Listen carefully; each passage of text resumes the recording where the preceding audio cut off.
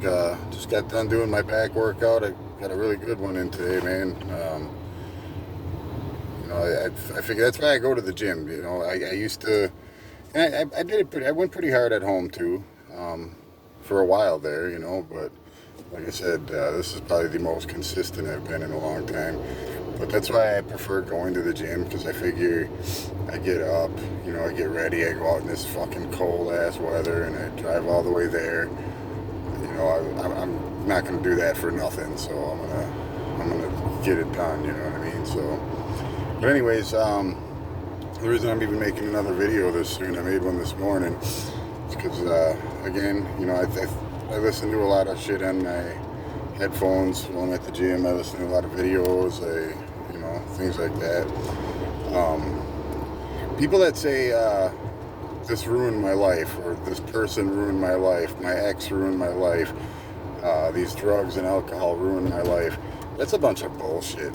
If you really think about it, and I know this is going to ruffle some feathers and stuff, but the only thing that ruined your life is you. You're the one that made the decision to do that. Drugs don't just fucking jump into a syringe, stab you, and hit the plunger. Alcohol don't sneak in the room at night when you're sleeping and pour itself down your throat. You made the choice to do that. That's your decision. So the only thing that ruined your life is you. And you're the only one that can make the decisions to change it too.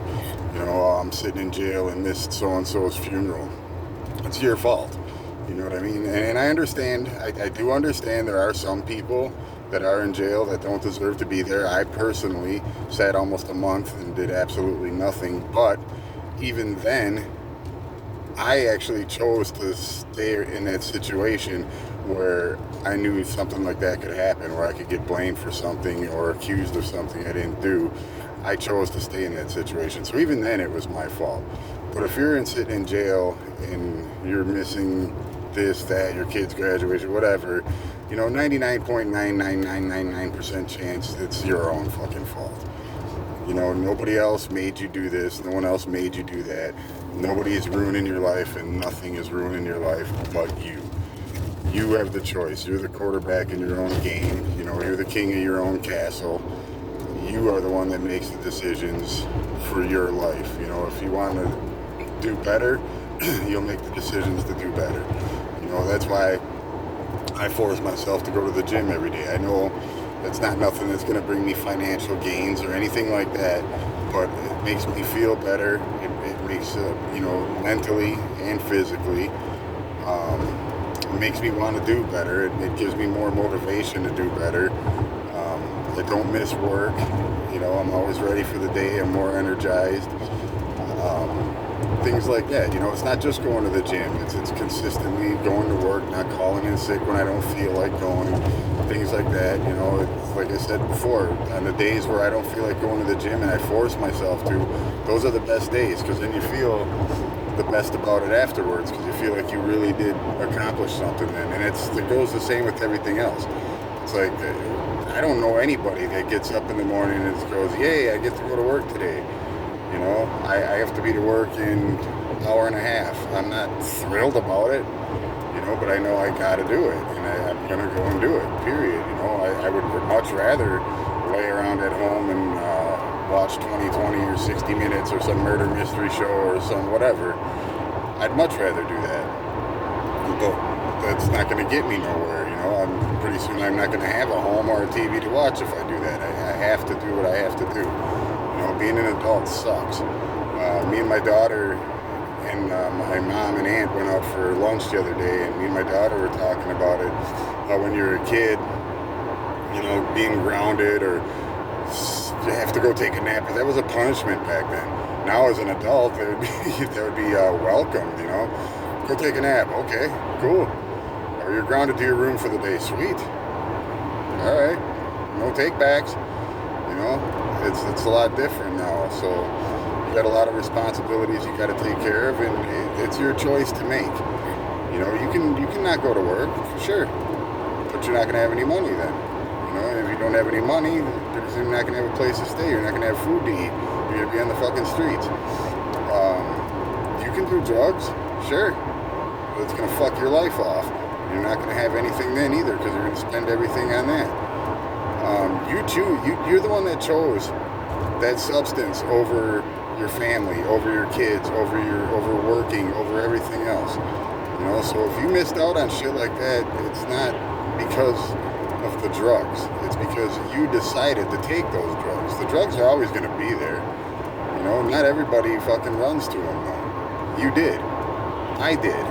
You know what I mean? So 30 some odd, close to 40 years of my life, I fucked off because I ran to those. I did that. No one else did it. No one forced me to do it. Matter of fact, a lot of people fucking tried to steer me away from it and talk me out of it. But I decided not to listen, be hard-headed, and do what I wanted to do anyways, and did them anyway.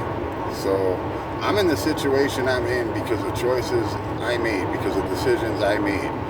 Nobody out there that's in this kind of, that's living this kind of a lifestyle is a victim. You're not a victim. You know, you made some bad choices, you made bad decisions, and you're in a tough spot now. The only thing you can do now is try to make the right decisions, make better decisions, and crawl and claw your way out of it. And you can do that. You know, it is possible. I'm not out of it yet either. I'm still trying to claw my way out of this shit. I don't know how long it's going to take me to reach the top of this fucking hole to where I can climb out. I really don't. You know, but I'm not giving up yet. I'm not saying that I'm never going to give up. I don't know. I'm not a psychic. I don't know. I could. One of these days I could just say I've had enough and then throw my hands up and just fucking give up. You know, I know that that's possible. But I also know what comes at the end of that, and I don't want that no more. So I'm trying not to do that. I'm trying to stick to my guns. I'm trying to keep my fucking chin up. I'm trying to push forward, and I'm trying to do the best I can to get through every day and do what I have to do and take care of my responsibilities and get myself right. You know, going to the gym and stuff like that, that's just one little thing that I do. You don't have to do that. Like I said, it's good to have something that keeps you occupied, keeps you busy. For me, it just makes me feel better about myself. And when I feel better about myself, that's, you know, the less I want to run to some type of substance to try to feel good. I don't have to do that. The gym makes me feel good. It makes me feel like I achieved something, like I accomplished something. So it just helps me. You know, you might want to knit a sweater or build something or whatever, you know, play sports, play a game of basketball with your kids, whatever, go sledding, whatever you want to do, just something to occupy your time and occupy your mind and keep your mind on positive things instead of negative things. Because when you just sit there by yourself in your own head, you know, it may not happen all the time, but you're bound to go back to those negative thoughts, and it's going to happen, you know, and that's when it starts getting dangerous. You know, I was just talking to someone at work the other day. I quit smoking in June. It's been a long time, and I'm pretty sure that so far off the top of my head that I can remember, I've only had like 3 really bad cravings for cigarettes.